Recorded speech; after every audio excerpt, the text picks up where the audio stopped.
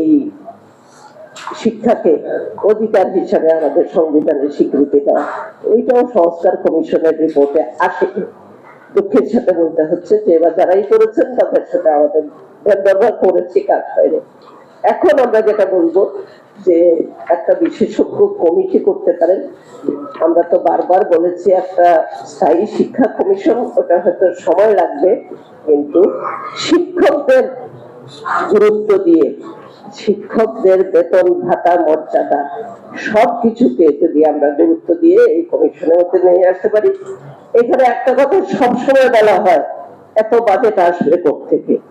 আমরা কিন্তু এই প্রস্তাবও দিয়েছি যে এটা দীর্ঘদিন ধরেই আমরা দিয়ে আসছি, বিভিন্ন সময় আমাদের পক্ষ থেকে অর্থনীতিবিদরাও ছিলেন আমাদের সাথে। এডুকেশন সেস, যমুনা সারচার্জের কথা খেয়াল আছে আপনাদের? সেই যমুনা সারচার্জ দিয়ে কিন্তু যমুনা ব্রিজ তৈরি করেছিল আমাদের পাবলিকের অনেক বড় কন্ট্রিবিউশন ছিল সেই সারচার্জের মাধ্যমে।